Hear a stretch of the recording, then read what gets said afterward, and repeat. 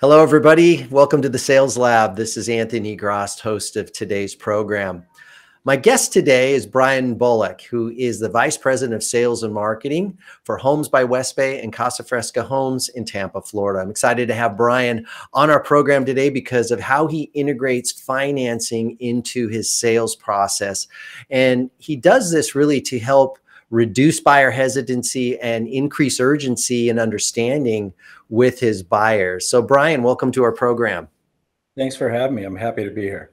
Well, a few weeks ago at the IBS show, you and I had dinner and you were telling me about this, and it got me really excited because, even in today's crazy market, hot market, the fact that you're addressing financing, I think, is important. And since we were at the IBS, rates have really gone up. And so I believe you are really well positioned to address financing, because that's going to be a concern going forward. But before we get into that discussion, tell me a little bit about your journey. I mean, how did you end up in the home building business in Tampa? Sure. Yeah, no, this is actually something I've always been a part of. I went to college at Cal State Fullerton in Southern California. And my father was a new home salesperson, and my mom actually was a marketing coordinator for a developer. So it's something that I was just always exposed to. And then coming out of school, I just went into selling homes day one. So I sold homes for 7 years before ever taking that step into new home sales management, where I've been ever since. It's interesting. Several builders over my career that I've known and worked with started in sales as well. So that's an interesting path. And now you are part of the ownership team for two builders, Homes by West Bay and Casa Fresca in the Tampa market. Tell me about those two companies. Sure. So Homes by West Bay has been a company since 2010. We specialize with that brand in the higher end production home building in the Tampa area. And that kind of came about as in 2010, it was kind of still in the dark days of the downturn. And a lot of the public builders at that time were all kind of moving to lower price points, which left the more expensive or the larger, more premium lot space open for us. So it was kind of a niche that we saw an opportunity to step into. We were able to buy lots, A lots on takes versus having to put out a lot of capital. And so we moved into that space, and we've just really, that's something that we kind of do a really good job of here in the Tampa market. There's not a lot of competition for it. It's a really hard space to break into. And so that's the spot that we feel really comfortable competing here in Tampa. Casa Fresca Homes originated about 3 years ago. And it was really as the available land was shifting, and instead of being able to buy land on takes, we were having to buy bigger and bigger chunks of land that we would end up developing. And initially we would buy those, but then we would kind of spin off the more production smaller lots to other builders, so we could focus on what we're doing. And it just, as we brought in other builders, we felt like it diminished our brand. And so we really wanted we realized we needed to be in that space with a competitive product that would be more complementary to our West Bay brand. And so that's what we started about 3 years ago. We're focused on delivering attainable housing in the Tampa area. The plans are really cute. The brand has an edge to it. We try to make it as fun as possible for people. And so far it's been fantastic for us. Yeah, well, I love the concept of, occupying two tiers within the buyer spectrum. It actually, I think, serves you well as a company, but I love the focus on the brand. You mentioned attainable to buyers. What's your definition of attainable? When you're looking at your Casa Fresca buyer and you're saying that's attainable, what specifically are you looking at? So as we were kind of doing the brand charrettes and that to come up with what our branding was going to be, we did a deep dive on our competition, and one thing that like really stood out to us as we were looking at everything else was there were a lot of compromises that people would have to make to move into those homes in terms of, like street scene, like elevations for homes. Like as you moved into them to the inside, like the feature level in that was, I want to say like that it's right in terms of price point that people were hitting, but there were other kind of simple alternative solutions that people could have made to where the house could still be really cute and desirable, like even though you were in a lower price point. And so like it's really just the psychology of it. Like whether you're buying a $250,000 home or a $2 million home, you want to feel good about what you're buying, and you want to feel like you're making the fewest number of compromises like for yourself as possible. And so I think it's really important. Like our homes are cute, they're beautiful, they're something that you can be really proud of, yet they're attainable. And so that's kind of where we use that word and where it all came from. No, that's such a great explanation, because attainable for others may simply mean it's just a payment in a box. And, clearly you care about the buyer experience, not only making it affordable, but their experience as well. So that's pretty cool. I love that. I love that explanation of attainable, because in the end, it's their home, right? And we want to feel good about what they're buying. And to your point earlier about not bringing in other builders, it is a reflection on your overall brand. So that's a great strategy and a great story there. As we were having dinner at the IBS, when you brought up a discussion with me or made a comment to me about financing. And I love that, because to me, of course, as somebody in financing, I believe it's absolutely critical. But in a hot market, financing often gets left behind or is an ancillary activity, in the new home sales environment. It is. And that's just the way it has been, depending on the market condition. So when I heard you say that, I wanted to ask you, why does your sales team need to understand financing? I mean, many people would say that's the job of the lender. So for you and your team, why do they need to understand financing? Well, for us, it's all just part of the experience for the customer. So, on the Casa Fresca side, again, it's attainable housing. So, we want the homes, the model, and the experience to key in on the emotional side of buying the home. But we're not naive to the fact that it all is about money and what people can afford and whether it's a good financial decision for them. So we spend a lot of time with our salespeople, and in turn, then they spend a lot of time with our customers, really breaking down home finance for our customers in a way that they can understand it, use it, and then to help them connect the dots from where they are now to home ownership. And that's a real important piece, because if a lot of times in this price range, if you don't show people the way on how to get there, it's going to be really hard to close and convert. And even though we do have multiple offers for a lot of the homes we're selling right now, we wouldn't have as many multiple offers if we didn't do this, which the more offers we get is going to help drive up the value for us, which is, in turn really benefits the company and in our long-term plans of continued growth. So it's about doing right by the customer, but we also recognize that for us, it's the means to getting to where we want to get to in the future.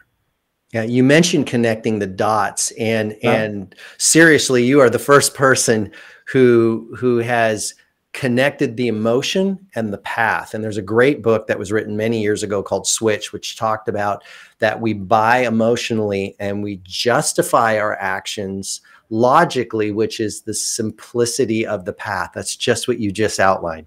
Connect with them emotional, and then show them the dots for what's the path to home ownership. So that's great to hear, because that is spot on with what I believe in terms of just human behavior out there. So, so you mentioned that your sales teams learn about financing. How do you train your sales teams about financing, and how do your lenders participate, or how do they participate in addition to this?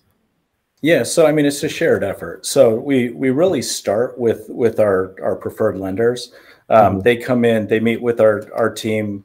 They'll meet with them either, actually ongoing. So it's like it's either in a group setting or one-on-one with the individual salespeople, like as we're getting them up and running into our Mhm. program.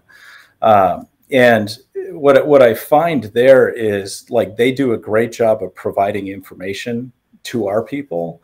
Mhm. But what's lacking in that is that they're kind of talking at a higher level than what I necessarily want our salespeople to be able to communicate with our customers. And Mhm. so you have to have the knowledge in the background first, and then from there I meet with them or our area managers meet with them, and then we turn it into simple, plain language that isn't going to scare a customer. It's going to be friendly. They can understand it, and it's efficient. The biggest problem I see with a lot of people when they start going through financing is they're talking at the customer without really understanding like their expertise or what their comfort level with what you're telling them is.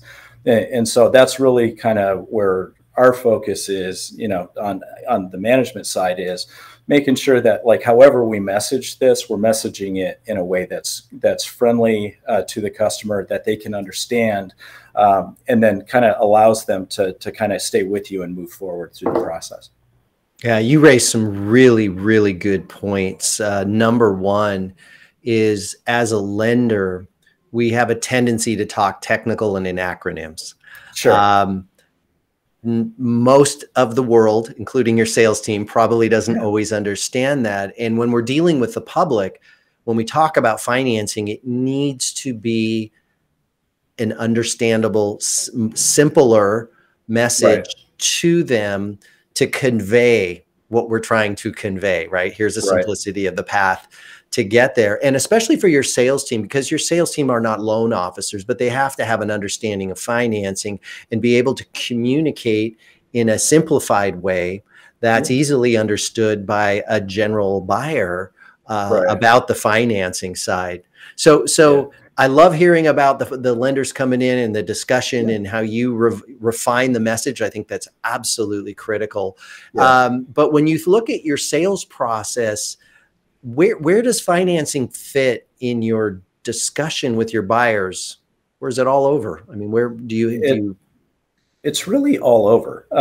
There's a few key elements like of our presentations, and like I definitely want people to experience the excitement first, and get the Mhm. emotion going. Like I want to make sure that we get them into a model. We let them explore it, and we realize we're able to see a connection. Where they're there's that excitement about the home. And from there, it's really easy to start asking questions, to dig into kind of the financing and transition into that. So we have spreadsheets like that we use with customers that we're able to kind of break down the monthly payment, the down payment, cash to close, closing costs, all that stuff.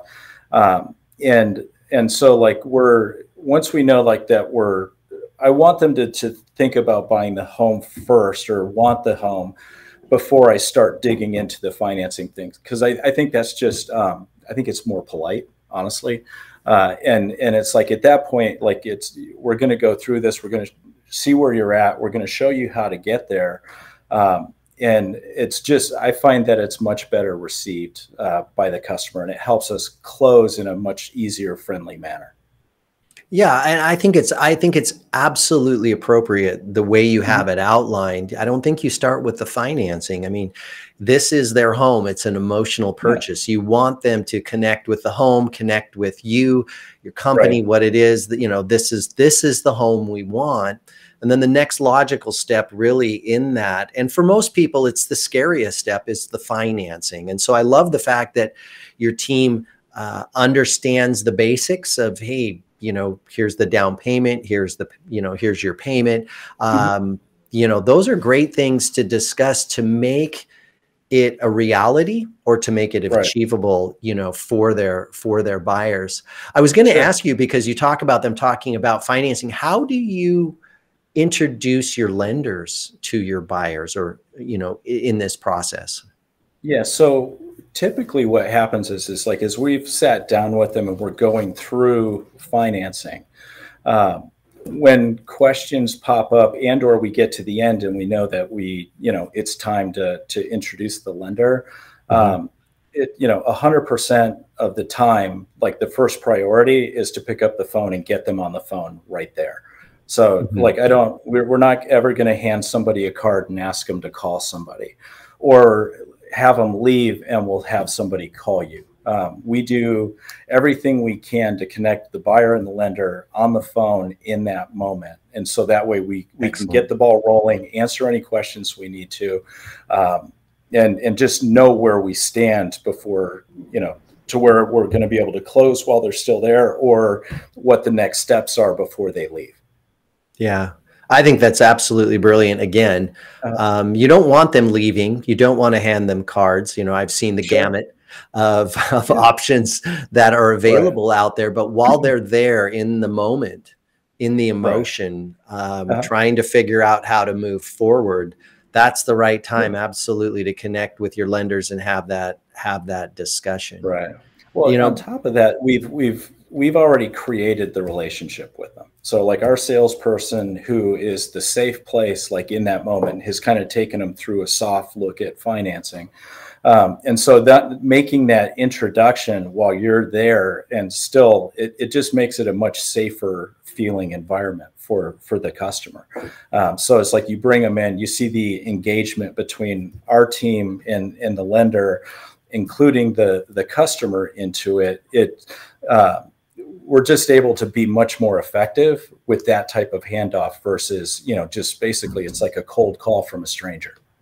exactly. And the buyers appreciate it. I'm sure they do, you know, being Absolutely. there. It's also just simply, it's efficient. You know, people Right. are there. Let's have that discussion and, you know, make this a reality for them, and start moving them forward to their new home. So great. Right. That's a great way that you guys hand off there and introduce the lenders. You know, Sure. as you are aware, since we had dinner, Yeah. Yeah. interest rates have gone crazy. They Yeah. keep going up, and not to get into deep commentary, it's in relation to inflation, and it's Sure. also in relation to the Fed no longer subsidizing mortgage rates. And Right. while from a historical level they're not as high as when I bought my first home, Sure. you know, they've raised that rates have gone up considerably. We went from 2.75 in August of 21 to the first quarter of 2022. We're up, creeping over 5 already. And that's a Sure. pretty big impact, along with rising home prices. So as you look into Right. 2022, how important is financing in your process now in educating your buyers moving forward? Yeah. So, I mean, honestly, I don't think it's changed. Like, especially on the Casa Fresca side, like, Mhm. it's still about qualifying people based off of their financial situation. So that piece hasn't changed. Where I think that I see the bigger difference now is really in, say, like on the West Bay side, where Mhm. that's a more affluent customer for us. It's less about payment for them. But in today's environment, like, there's a lot of money out there. People are migrating to Florida from other parts of the country where they've been able to sell their homes for more than they thought they could, move down here where housing is still relatively cheap. Uh, but for them, it's actually their buying decision, or the psychology of it is like, I've got money, and so I want what I want. And so it's they're looking for a home, and it's less about price, even, but they're financially driven in the sense that they have money to put down to get to that comfortable payment. And if you don't understand that, and you're stuck, kind of focused on where rates are today, like, you've completely missed it. It's, people can afford houses. That's, there's money out there, and people want what they want. So if you don't understand them, you're behind. Yeah, I think, you know, when you raise a really good point, especially with the Homes by West Bay buyer, right, which is more of Sure. a higher end buyer there. You know, Gen Xers like myself, if I'm moving into a new area, you know, they're coming in with equity, a lot of equity generally. And so they have a much different view of the financing side. But, you know, it still factors in. Not everybody's going to be cash. People are still financing, but having that financing discussion and that information available to them is so critical. And even in this environment, you know, whether you're selling completed inventory or you're pre-selling, all that financing discussion is very, very important. With rates going the wrong direction today, for our buyers. Yeah, I think it's you know, just one thing that I think is really interesting. So like we've just hired a new wave of Casa Fresca salespeople, and so I had talked a few minutes ago about, you know, just kind of being able to go through financing and payment and down payment with them, where the rate component comes up if there is a concern there. Where we've actually transitioned to is essentially kind of drawing a line down the sheet of paper and talking about, you know, if you were to continue renting or continue in your current situation versus buying this home today, and kind of taking out like a 2-year look at, you know, rents are going up every single year. So like whatever your rent is today, it's going to continue to go up. You know, you buy a home, it may be a little more expensive in terms of cash out of pocket up front and maybe over the first year or two, but you can get there real quick where, you know, your mortgage, your rent keeps going up to where it exceeds your mortgage. Plus you've got equity put into the house with your down payment. Your home is appreciating over time. And so after a few years of just paying rent and seeing it go out the window versus where you are financially in 2 to 3 years, having bought a home, just the gap between like the wealth opportunity there is significant. And the Casa Fresca buyers see that because it's way more meaningful for them to think about, man, you know, say it's $50,000 between, you know, a delta between them. It's like, how long would it take you to save $50,000? You know, and it's like, you really, this is something you really need to do, whether you're buying a home from us or somebody else. You know, home ownership is important to you, and here's why. And, you know, that's been wildly effective for us. That's great to hear. You know, the probably the two most common requests I get are rent versus buy analytics, exactly what you're talking about. And then a second version of that is the wealth accumulation. You could add a third, cost of waiting, but definitely the rent versus buy. And even in this super tight inventory market, rising interest rates, you know, rents are going up extremely fast. So it is a very relevant discussion that, you know, it still is a great time for people to get in. And long term, yeah, they will absolutely benefit. So great advice, Brian. Thank you so much. That was a great great finisher for our interview today. I want to thank you actually for being on our program today. I greatly appreciate your insights and how you know, everything, why financing is important to incorporate into the sales process. So thank you for being on today. And for all of us here on the Sales Lab, thank you for listening and have a great day.